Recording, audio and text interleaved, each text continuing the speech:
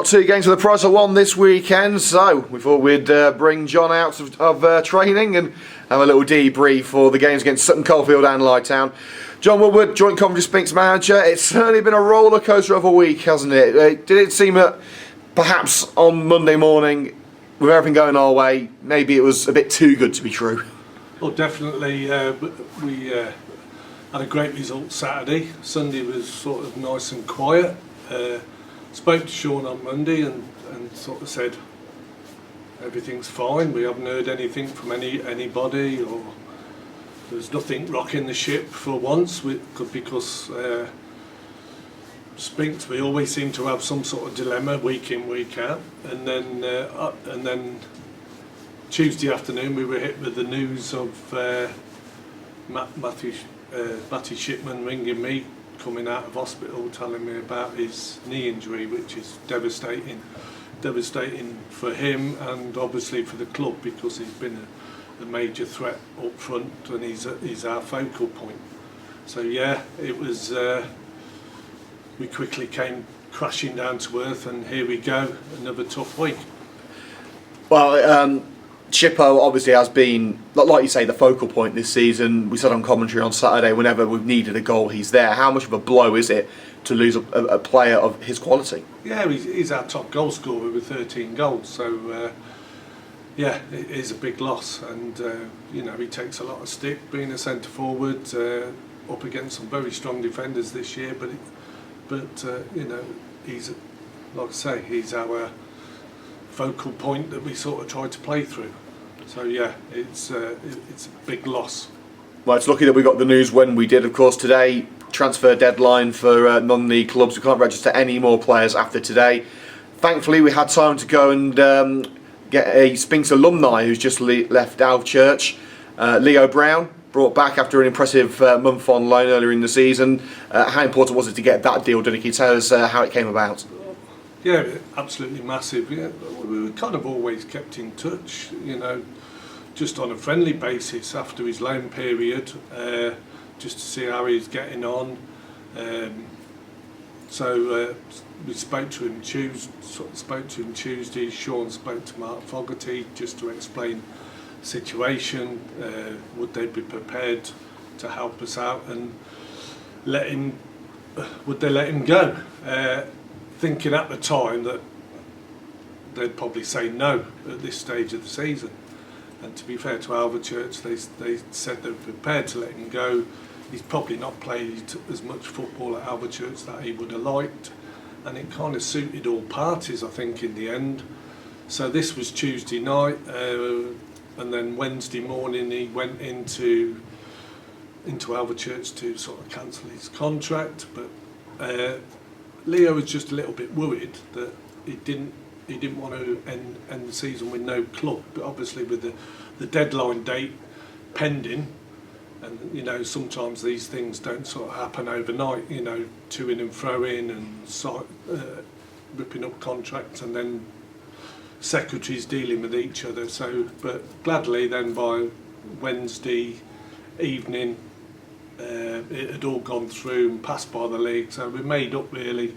It does fill a big void of Shippo's injury, so it's an ideal replacement. Well, ideal timing as well, of course, with the news that Shipman's out, but bringing a quality player like Leo was fantastic. So that the deadline's gone, no new players in.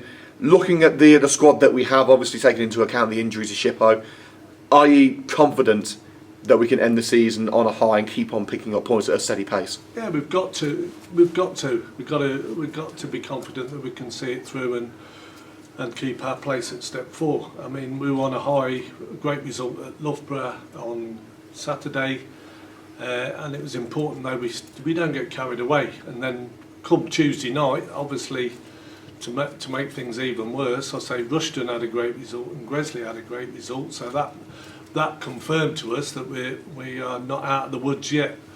So we've got to go again, and it's a big weekend, double header if you like, on Saturday and Easter Monday. So I think everything after Monday, everything will become a lot more clearer league position wise. Well, talking of league position, we're playing the team in 8th place on Saturday, Sutton Coldfield. It wasn't a great trip there in I think it was September that we played Sutton Coldfield. What are the Sphinx going to have to do to turn that game, that result on its head this time? Yeah, they were very good on the day and we weren't great. I think we were going through possibly a bit of a transition at the time, and we got a proper schooling that day. But we know Sutton, a good footballing team. I know Cam Stewart well, worked with him in the past, and I know his sides are always very good. So we've got to be as good as we were at Loughborough on Saturday, and hopefully, confidence is high and a bit more belief, and we've got to set that performance as much as we did last week. Well, Light is a team that we've played multiple times in the old Midland Football League days, a team that we're familiar with. Obviously, its current guys doing very well in the league, maybe pushing towards the playoff area. What are your hopes from that game? Yeah, it's always a tough place to go. We've always done quite well there, but it is a very hard place to go. They've done brilliant this year. They came up at the Midland Alliance and they've had a great season. So they're a good, young, hard-working side, and we will have to be at our best on Monday, Easter Monday, to get something out of that game as well. So we're just hoping. We've now got to go with what we've got, and I think we've got a squad to get through these 2 games and see the season out, and hopefully we'll be all right. And just to end, we are going to see whether the squad that we have is enough, because it's 2 games in 48 hours. Do you and Tom have a plan of how you're going to use the squad to share the minutes across the pitch, using the squad with 2 very important games? Yeah. We've already talked about adapting the squad, changing it up a little bit. Keeping the legs fresh.